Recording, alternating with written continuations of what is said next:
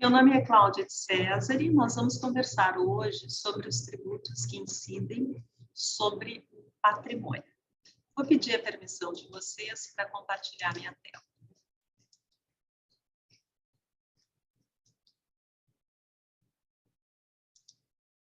Espero que todos estejam conseguindo visualizar. Vamos conversar sobre diferentes tipos de bens, incluindo bens imóveis, como terra e construções, bens móveis, como veículos automotores. Vamos conversar sobre tributos que incidem de forma recorrente, isso é, em intervalos regulares, e vamos conversar também sobre tributos que incidem no momento da transferência destes bens patrimoniais. E é nos bens do patrimônio que a gente consegue visualizar de uma forma mais clara os nossos alfaviles e alfavelas.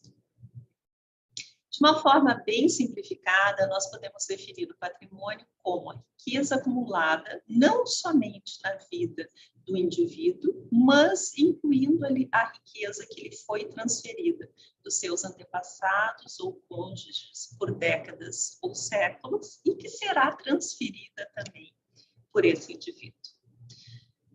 Como eu mencionei, inclui bens imóveis, móveis e riquezas financeiras.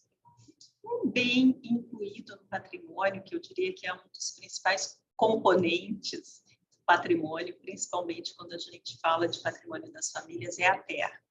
Vale a pena fazer alguns comentários sobre a terra, porque ela é bem com características bastante distintas da maior parte dos bens. Primeira questão que eu gostaria de salientar é que é um bem natural, ou seja, ele é um bem na mesma categoria do ar que nós respiramos ou da água. Para os bens naturais, há um entendimento, um princípio filosófico, que diz que deveria existir igualdade de direitos sobre o uso dos recursos naturais. Infelizmente, em relação à terra, não é o que nós observamos.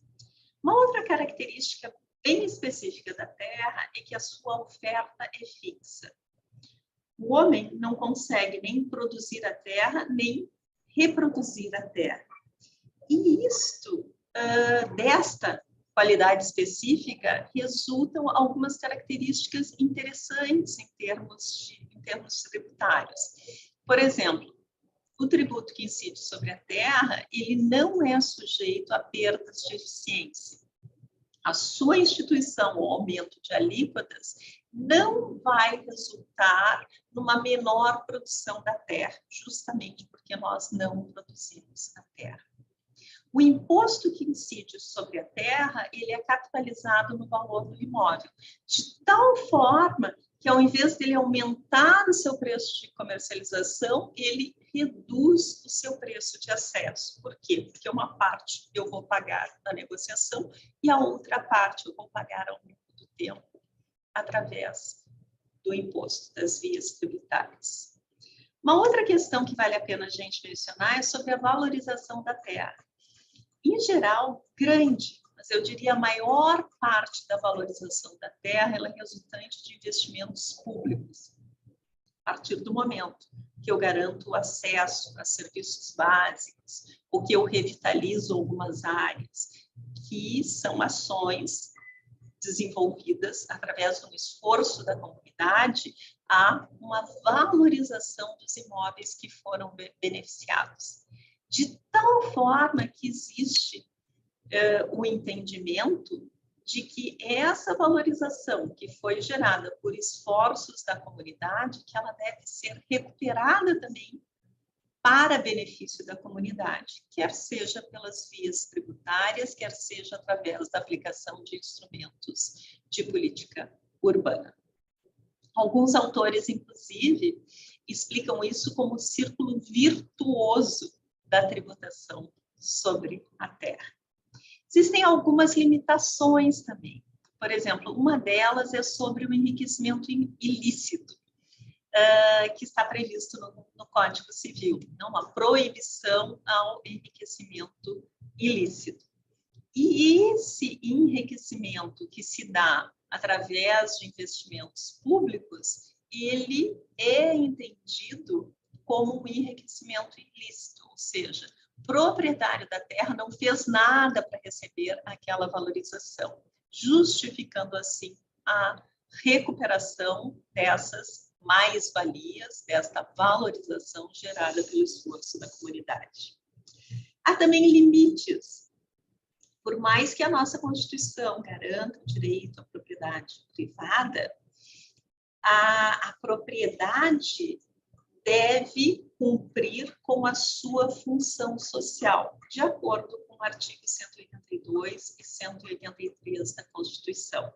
O que é a função social da propriedade? A função social da propriedade é habitação, é trabalho, certo? De tal forma que imóveis que não são utilizados ou que são subutilizados seriam passíveis de uma intervenção por parte do poder público. De tal forma que nós somos proprietários, mas proprietários dentro de regras básicas de uso da terra. Existem vários instrumentos de recuperação de mais-valia, de combate à especulação imobiliária, previstos no Estatuto da Cidade. Ainda em relação à tributação, como nós sabemos, o objetivo da tributação pode ser fiscal. Na grande maioria dos casos, o objetivo fundamental é o objetivo fiscal, de arrecadar recursos. Esses recursos eles são arrecadados através de um critério de distribuição que está relacionado tanto ao fato gerador quanto à base de cálculo do tributo estabelecido. E pode ter também uma função extra fiscal.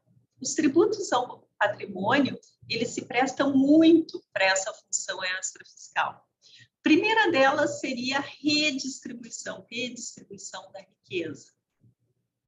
Neste caso, nós estamos corrigindo distorções observadas. A partir do momento que eu tenho um modelo muito desigual de distribuição da riqueza, é necessário uma intervenção do governo para minimizar esta inequidade. Outras funções relacionadas, extrafiscais relacionadas à tributação ao patrimônio, principalmente a tributação do patrimônio imobiliário, é promover a função social da propriedade, ou seja, evitar a especulação, incentivar o uso racional da terra e gerar também desenvolvimento urbano. Inclusive, o próprio IPTU ele pode ser utilizado com alíquotas progressivas no tempo para o cumprimento da função social da propriedade, para promover o cumprimento da função social da propriedade. A tributação sobre a terra, ela é reconhecida há mais de 200 anos como o imposto mais perfeito do ponto de vista econômico.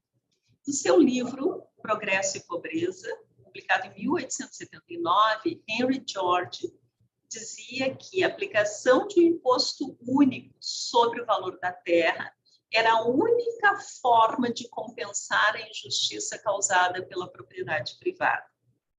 A partir das ideias do Henry George, nós tivemos 9 economistas que foram agraciados com o Prêmio Nobel de Economia. Gostaria agora de falar um pouquinho sobre a desigualdade patrimonial. Nós estamos muito acostumados a falar de desigualdade da renda, concentração da renda. E o índice Gini é o indicador mais conhecido para demonstrar essa desigualdade, com seus valores variando entre 0 e 1. 0 seria essa situação fictícia, ideal, de perfeita equidade na distribuição da renda, e 1 seria a situação de maior concentração da renda.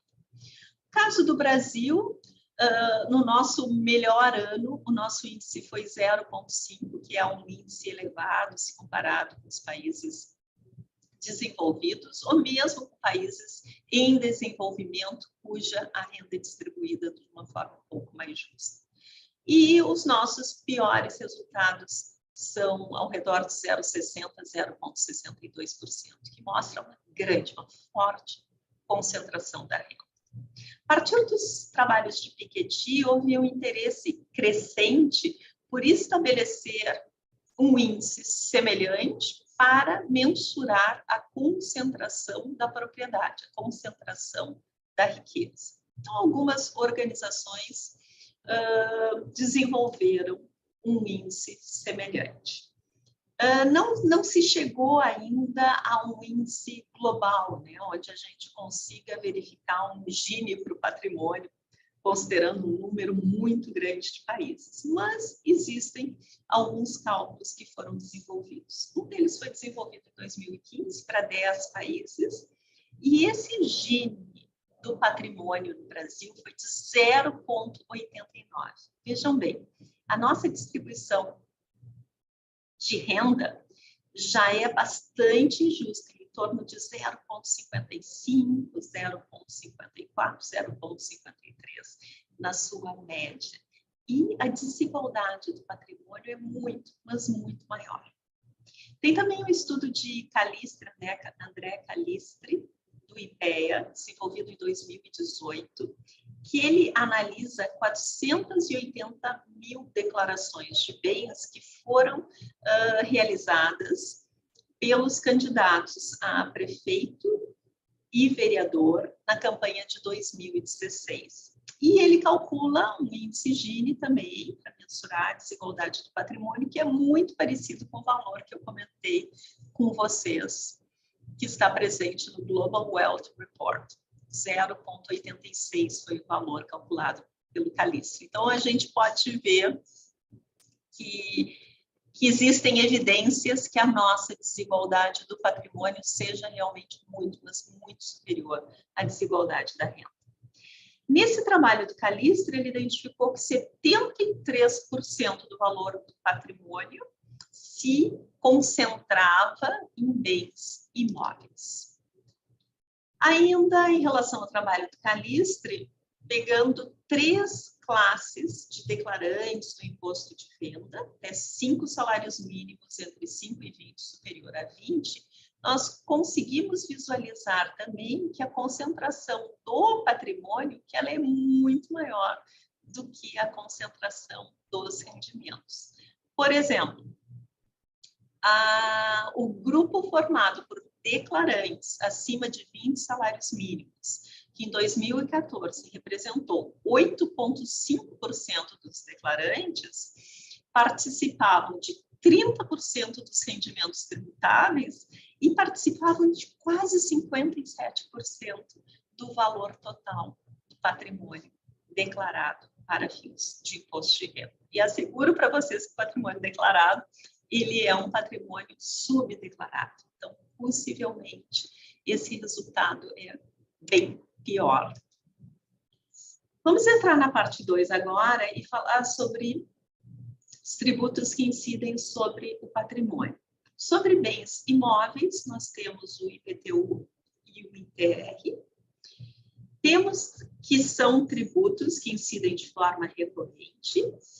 Ainda sobre bens imóveis, nós temos ITBI e ITCD, que seriam tributos não recorrentes, que ocorrem no momento da transferência dos imóveis. O ITBI é uma transferência inter vivos por ato oneroso, e o ITCD abrange as situações de herança e doações. Sobre bens móveis, nós temos o IPVA, Imposto sobre Propriedade de Veículos Automotores, e o ITCD, ele também inclui outros tipos de bem e não somente os bens imobiliários. Contribuição de melhoria. Não é um imposto, é um tributo com características especiais. Nós vamos conversar mais adiante. Dos tributos listados na nossa Constituição, o único tributo que não foi instituído ainda é o imposto sobre grandes fortunas. Bem, mistério, né? Quais as razões pelas quais a gente não instituiu esse imposto? Quem sabe na existência de grandes fortunas no Brasil. Vamos conversar um pouquinho agora sobre a estrutura legal. Competências tributárias. Cabe à União o ITR, dos tributos patrimoniais. Estados e Distrito Federal são responsáveis pelo ITCD e IPVA. Municípios e Distrito Federal são responsáveis pelo IPTU e ITBI.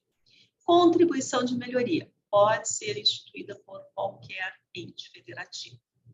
Através da Emenda Constitucional 42 de 2003, o governo federal foi autorizado a transferir, por intermédio de acordo, a fiscalização e a cobrança do ITR aos municípios, conforme, obviamente, o interesse desses municípios.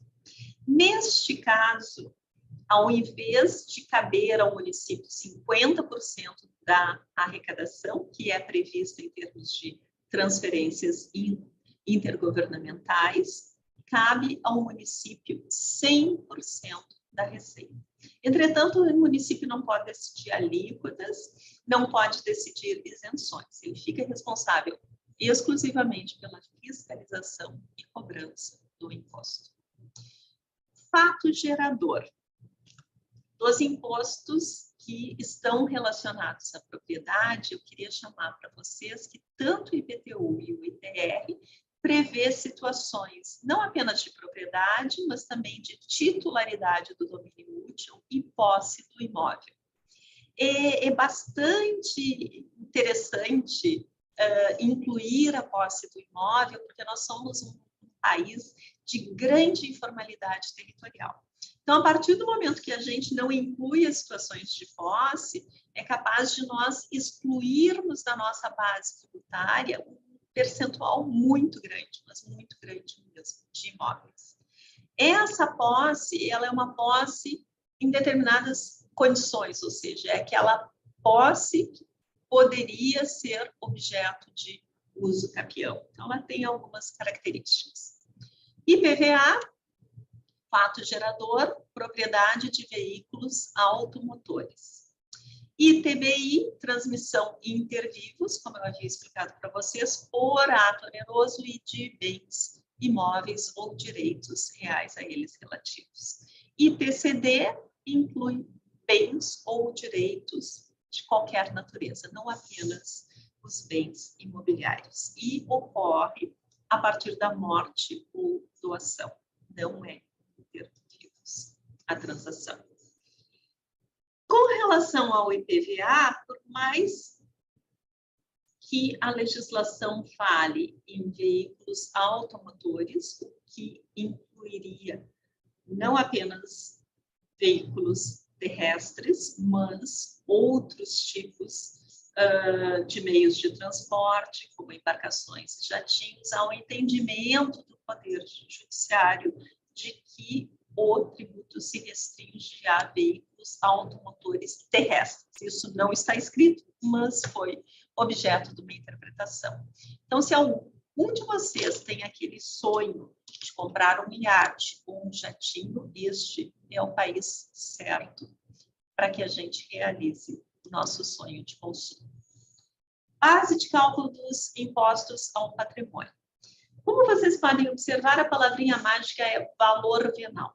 O que é o valor venal? É o valor de venda dos imóveis.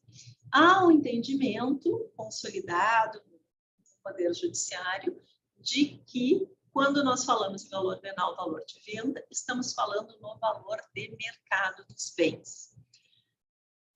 Da norma brasileira de avaliação de bens, nós podemos extrair o conceito de valor de mercado. O que é o valor de mercado? É o preço mais provável pelo qual ocorreria uma negociação em condições normais, condições típicas de mercado. É bastante importante que a base de cálculo seja o valor, porque é o valor que vai nos dar essa medida monetária sobre a riqueza patrimonial das famílias, dos contribuintes. Em relação às alíquotas, o IPTU, todos os impostos podem, obviamente, estabelecerem alíquotas proporcionais. O que são alíquotas proporcionais? Alíquotas únicas, 1% sobre o valor do bem, 3% sobre o valor do bem ou dos bens transferidos. No caso do IPTU, é permitido o uso de alíquotas progressivas. Elas são progressivas em relação à base de cálculo. Ou seja, a partir do momento que aumenta a base de cálculo, que aumenta o valor do imóvel, se poderia instituir alíquotas maiores para aqueles segmentos. O ITBI, de novo, por uma decisão do Poder Judiciário, não permite a progressividade. ITCD permite, IPVA não permite. Inclusive, tem um estudo do IPEA que mostra que o não permitir a progressividade gera uma certa regressividade do IPVA. Coloquei os dados mais ou menos antigos, mas os dados mais atuais confirmam a mesma tese. No IPTU, nós podemos ter alíquotas diferenciadas em função do uso e localização. O que seria uso? Por exemplo, imóveis territoriais, imóveis não construídos, imóveis residenciais, imóveis não residenciais. É bastante comum aplicar uma alíquota mais elevada nos imóveis territoriais. Por que isso? Para incentivar o desenvolvimento daquelas áreas, para incentivar que esses terrenos, que eles desempenhem a sua função social.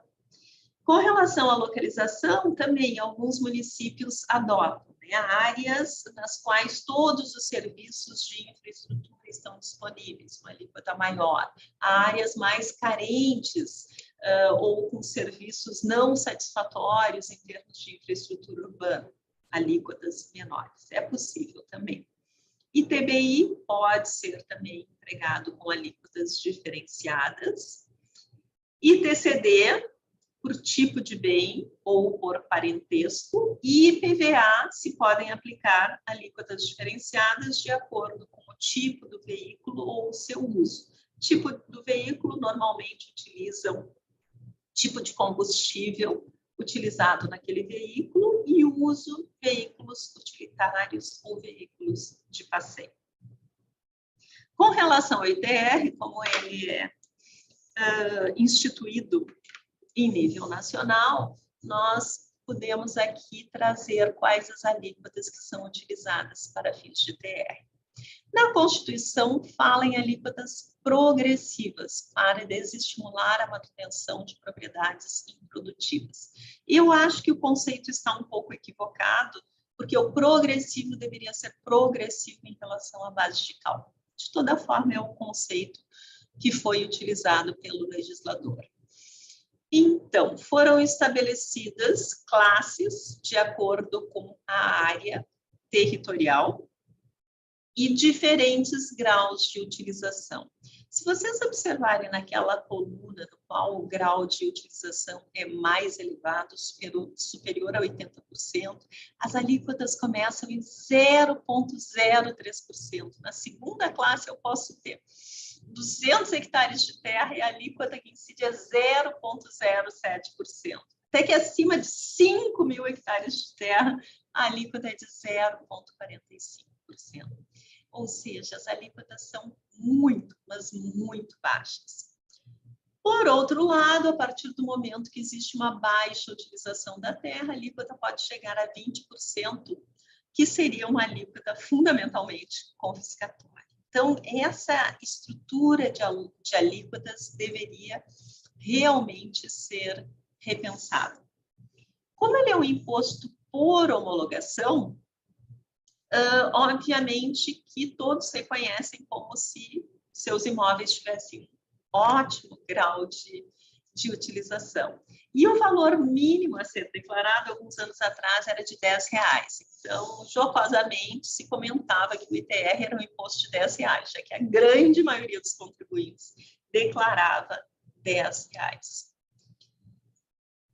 Esses tributos que incidem sobre o patrimônio, eles têm uma forte relação com a capacidade contributiva.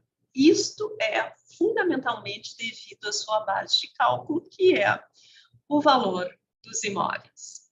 A partir do momento que nós aplicamos alíquotas progressivas, eu consigo ter uma progressividade maior, não somente em termos absolutos, mas também em termos relativos. Então, eu tenho ali dois instrumentos que resultam em progressividade ou, ao menos, em maior progressividade se eu comparar com outras formas de financiamento dos gastos públicos. Há também toda uma questão de racionalidade em relação a esses tributos, principalmente os tributos imobiliários. Como eu mencionava para vocês, eles são entendidos como instrumentos de recuperação de mais-valias urbanas.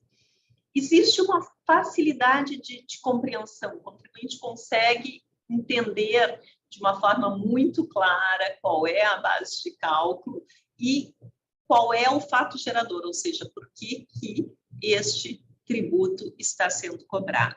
E são tributos muito visíveis. Se vocês me perguntarem quanto eu paguei de ICMS no ano passado, eu não saberia responder, mas eu consigo responder quanto eu paguei de IPTU, eu consigo responder que eu não paguei o ITR, que eu não paguei o ITBI, porque eu não fiz qualquer transferência de imóvel. Em outras palavras, é um tipo de instrumento tributário que favorece o controle social e que melhora um pouco essa relação entre gastos e contribuição. São tributos menos arbitrários, a partir do momento que a base de cálculo é o valor venal, ou seja, o valor de mercado do imóvel, a partir do momento que o poder executivo que lhe erra nessa estimativa de valor de mercado do imóvel, eu consigo contestar, porque eu consigo produzir evidências de que o valor de mercado do meu imóvel é inferior e o Poder Executivo vai administrativamente ou pelas vias judiciais fazer a retificação necessária. Atua também como uma fonte de informação ao cidadão. Quem sabe nos ajude um pouco a ter mais transparência, no mercado, principalmente no mercado imobiliário.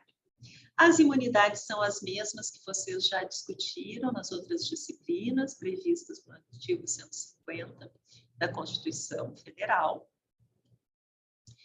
E gostaria de chamar a atenção sobre o ITR, pelo número de imóveis que não pagam o ITR.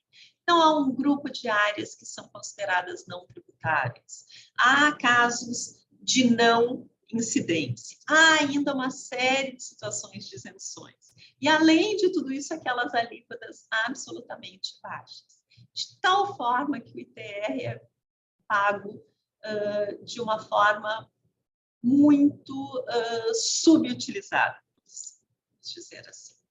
Contribuição de melhoria. Contribuição de melhoria é um tributo, não é um imposto, e ele é um tributo para custear obras públicas, mas para custear obras públicas específicas, ou seja, obras públicas que resultaram na valorização de um grupo de imóveis, de uma forma especial. Então, ele é um excelente instrumento de recuperação de mais-valias urbanas. O que é preciso? Que a obra seja realizada, obviamente, que essa obra que ela gere a valorização imobiliária e que seja identificada a zona de influência da obra, ou seja, quais os imóveis cujo valor será impactado pela obra. Limite global é o custo da obra, o poder público não pode cobrar além do custo da obra, e o limite individual é a valorização do imóvel. Então, não se pode cobrar mais do que o imóvel valorizou. Claro, esta valorização é uma valorização estimada do imóvel, porque nós não temos como conhecer pontualmente o quanto cada imóvel valorizou. Existe um outro limite, que o valor anual tem que ser inferior a 3% do valor do imóvel. Termos da importância desses tributos, aqui só colocando os óculos, as letrinhas ficaram muito pequenas, peço desculpas para vocês, mas o Brasil aparentemente está ali na 4ª posição. E os tributos que incidem sobre o patrimônio estão em verdinho. Como vocês podem observar, nós não gostamos muito de tributar o patrimônio, mas nós gostamos muito de tributar os bens e serviços, cuja natureza é inerentemente regressiva. Pegando os dados de 2019, que são dados mais típicos do que o desempenho tributário nos últimos anos, com uma carga tributária equivalente a 33% do PIB, os tributos que incidiram sobre o patrimônio representaram 1,62% do PIB apenas. Conto para vocês que desde 2000 houve um crescimento de quase 50% no desempenho desses tributos. Em outras palavras, para a gente é uma barreira muito grande tributar de uma forma eficiente o patrimônio. O tributo mais importante nesta categoria é o IPTU, que é um tributo municipal, como nós vimos. Representou 41% dos recursos arrecadados em 2019. Em relação ao lançamento e administração tributária, IPTU e IPVA são lançados de ofício, ou seja, são lançados pelo poder público. ITBI e TCD são lançamentos por declaração. Essa declaração é revisada pelo fisco antes que seja efetuado o pagamento. Até bem pouco tempo atrás, se poderia lançar o ITBI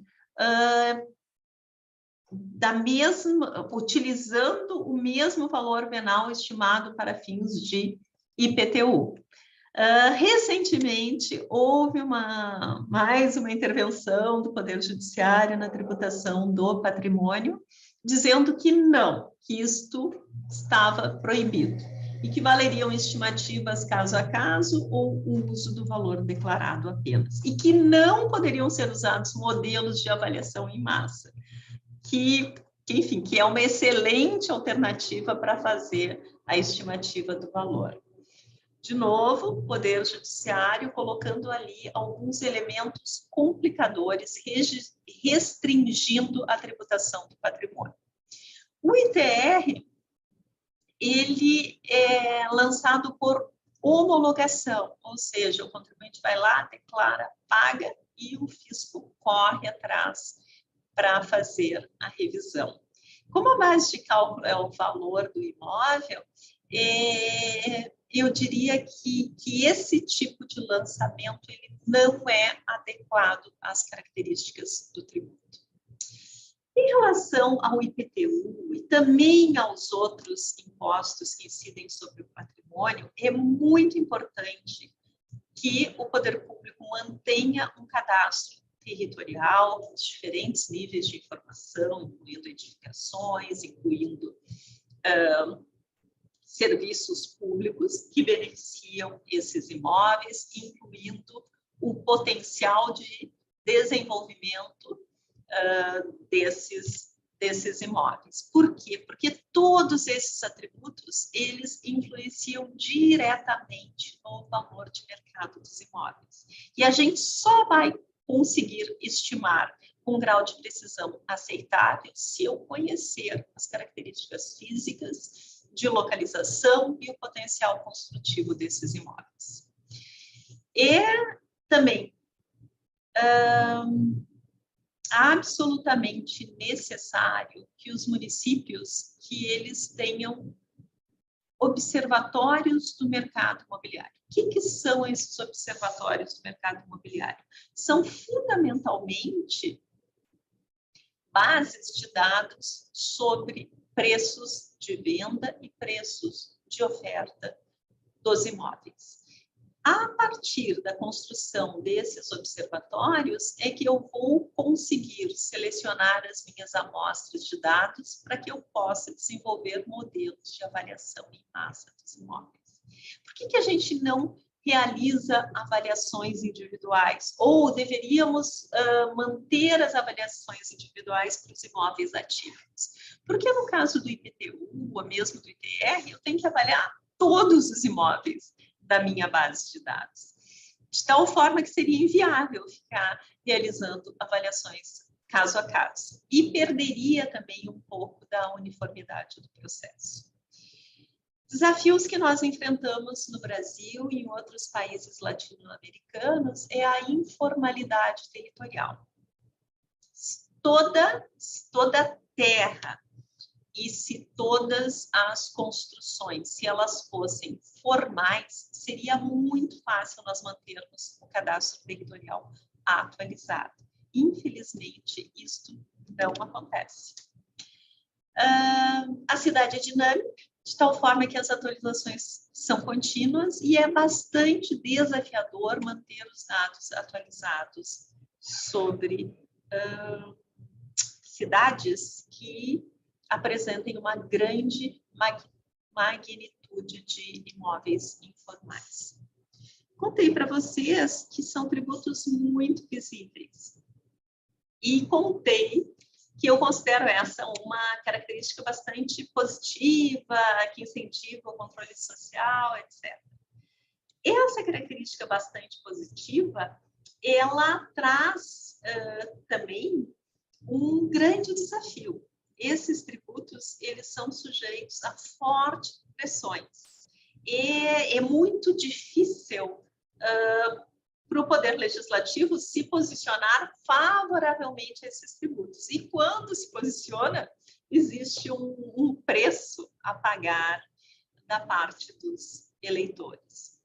É muito comum, né, que o prefeito que fez a atualização da base de cálculo do IPTU sofra fortes pressões. É muito comum que o Poder Legislativo vete o fortalecimento de tributos ao patrimônio. De tal forma que esses tributos, eles são propensos a atitudes populistas.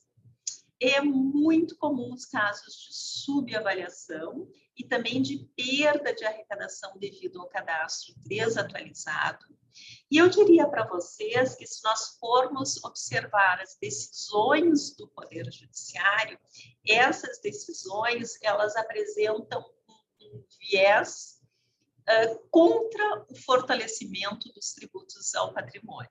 Eu não tenho como dizer isso por certeza, não tenho nenhum conhecimento científico que possa resultar nessa conclusão, mas a minha impressão é que é um caso de autoidentificação. O Poder Judiciário e seus membros se identificam diretamente como contribuintes nesse caso, e aí fica um pouco comprometido o julgamento. E as decisões são as mais esquizofrênicas possíveis. Já tinha contado para você sobre uma decisão recente do STJ sobre o ITBI, vetando o uso de modelos de avaliação em massa, vetando o uso da mesma base que é utilizada, da mesma base que foi estimada para fins de IPTU. E isso aconteceu a partir do crescimento, do fortalecimento do ITBI que nós estamos observamos principalmente no primeiro ano da pandemia, 2020, que foi o tributo que praticamente mais bombou, né, em termos relativos. Com o IPTU se observou algo semelhante. Final dos anos 80, quando nós estávamos fortalecendo o nosso processo de descentralização, início dos anos 90, vários municípios, São Paulo, Belo Horizonte, Porto Alegre, principalmente os municípios grandes, eles deram uma virada na cobrança do IPTU, atualizando a base de cálculo, a estimativa da base de cálculo, o valor dos imóveis, instituindo quem não tinha alíquotas progressivas em relação ao valor, de tal forma que houve um impacto bem positivo no desempenho desse tributo. Anos depois, a STJ, julgando uma ação que não deveria dar absolutamente em nada, estabelece que para que seja atualizado o valor venal dos imóveis, é necessário que as câmaras de vereadores aprovem aquela atualização. Vejam bem, o valor de um imóvel, uma atividade que vem da engenharia, a sua estimação vem da engenharia de avaliações, que é um processo inerentemente técnico, na qual são utilizadas estatísticas, modelos, atualmente geoestatística, para que seja feita a previsão daquele valor com um grau bastante reduzido em termos de distorções ou erros nas nossas estimativas. O que acontece? A partir do momento que o Poder Judiciário diz que, uma vez que o Poder Executivo queira realizar aquela alteração, ele deve submeter isto a um fórum, ao Poder Legislativo, que tem um caráter eminentemente político, o Poder Executivo fica numa situação muito difícil. Porque é um trabalho técnico, que dificilmente não é um trabalho sujeito ao julgamento, à percepção do Poder Legislativo. Então, o Poder Legislativo ele não tem conhecimento suficiente para fazer uma análise técnica sobre esse trabalho. Segundo, que em relação a todos os outros tributos, essa é uma função de atualização da base de cálculo que cabe ao Poder Executivo. A partir dessa súmula, não cabe mais, porque quem decide é o Poder Legislativo. Como resultado dessa medida, existem municípios que passam 30, 35, 40 anos sem atualizar a base de cálculo. Uma base de cálculo desatualizada, ela gera inequidades. E parte dessas inequidades resulta na subavaliação dos imóveis de maior valor em relação aos imóveis de menor valor. Ou seja, esta desatualização pode gerar, sim, regressividade. Favorece a quem? Favorece os imóveis de maior valor. Porto Alegre, por exemplo, passou quase 30 anos submetendo projetos periodicamente à Câmara de Vereadores sem conseguir aprovar.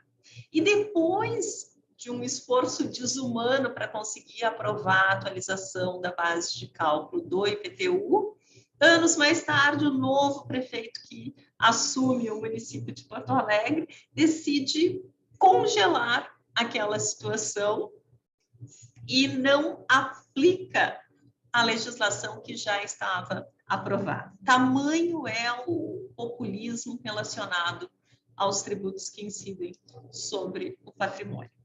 Chegando ao fim, então, da nossa explanação, queria conversar com vocês sobre alguns entendimentos e avanços pendentes. A primeira questão que eu gostaria de falar é sobre desigualdades sociais, econômicas e espaciais.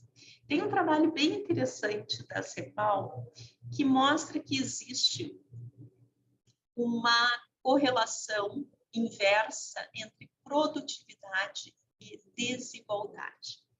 De tal forma que eles demonstram, através de uma análise estatística, que quando a desigualdade é muito grande, não há muito crescimento dos países, que eu acho que é justamente o caso do Brasil. Nosso crescimento é sempre algo bastante módico, mesmo quando outros países estão apresentando um crescimento bem relevante. De tal forma que, para que a gente possa reduzir, possa gerar mais crescimento, ter mais produtividade, é necessário reduzir a nossa desigualdade.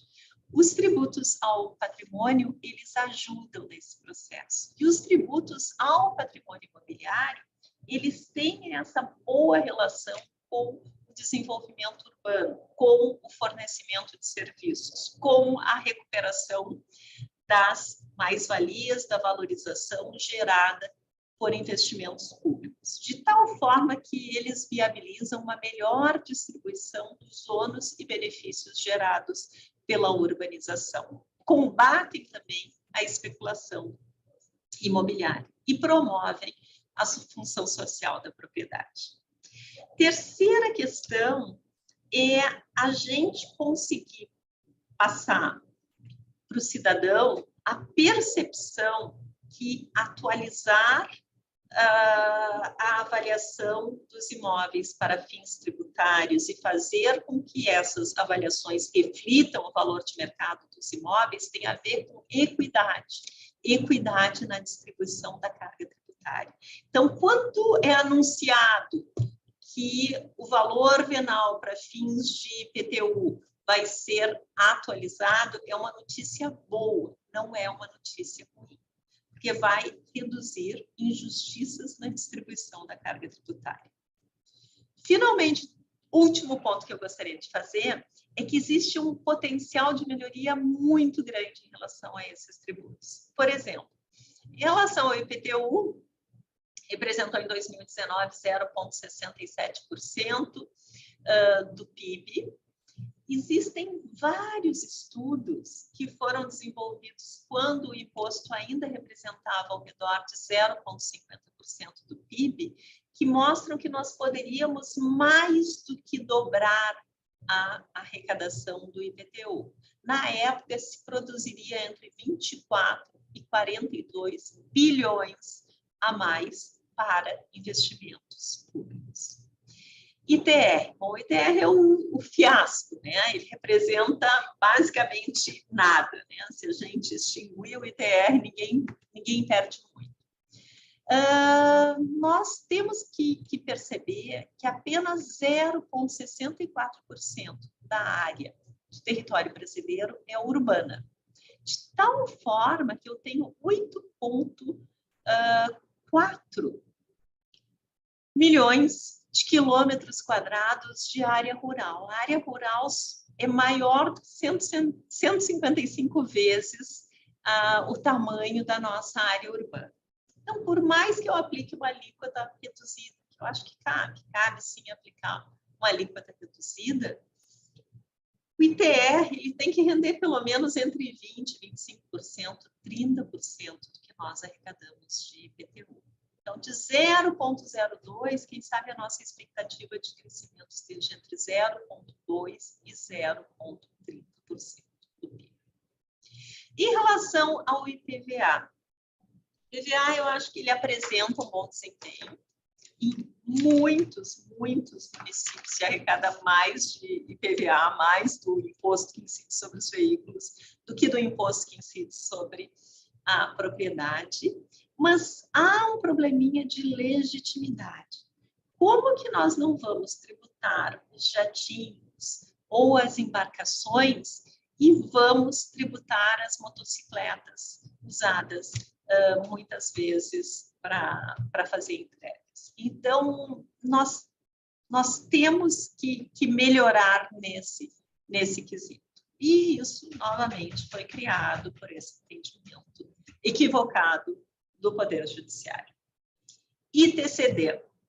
Senado decidiu que as alíquotas máximas a serem cobradas no Brasil são de 8% e alguns estados nem isso cobram. Se nós observarmos outros países como França, Japão, Alemanha, mesmo Coreia, Estados Unidos, essas alíquotas são muito superiores à nossa, chegam a 60%.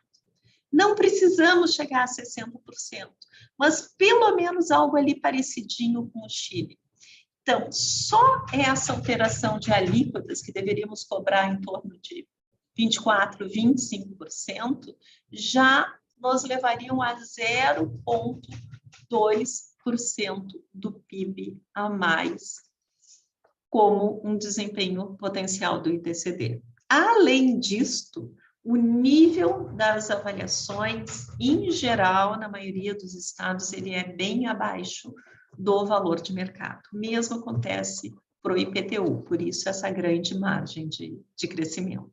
Então, o crescimento seria certamente maior do que este, de passar de 0,12% para 0,36% do PIB. Posto sobre grandes fortunas. Há 2 estudos, Carvalho Júnior e Passos, do IPEA, 0,50% do PIB é a estimativa. Tem um outro estudo do Nascimento, 0,24% do PIB.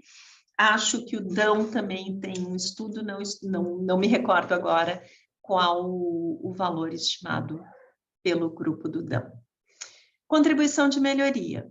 No Brasil, nos últimos 10 anos, representou em torno de 1% do valor do IPTU. O IPTU já é baixo, 1% do valor do IPTU é basicamente nada. Entretanto, se verificam experiências individuais nas quais a arrecadação é bem razoável, mesmo em termos de Brasil. Na Colômbia, de 25% a 40% do gasto público é financiado através de contribuição de melhoria. E os contribuintes preferem pagar contribuição de melhoria do que pagar o imposto predial deles, que chama imposto predial, algo semelhante ao nosso IPTU. Por quê? Porque no caso da contribuição, eles enxergam claramente o benefício, por que eles estão contribuindo. E acham melhor que o poder público não tenha que pegar financiamento, porque a partir do financiamento são gerados, obviamente, juros, e que ao fim de tudo quem vai pagar é a comunidade. Então, eles conseguem ver como uma forma de ter mais eficiência no financiamento dos gastos públicos. Por 10 anos, Bogotá, também na Colômbia, arrecadou em média, $150 per capita através da contribuição de melhoria. E Cuenca, Equador, ainda cifras maiores, $200 per capita.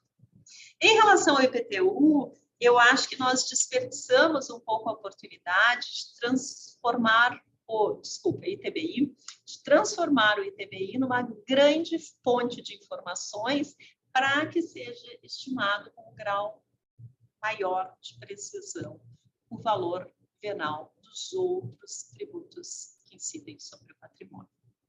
Era isso que eu tinha para conversar com vocês. Agradeço muito a atenção e até um próximo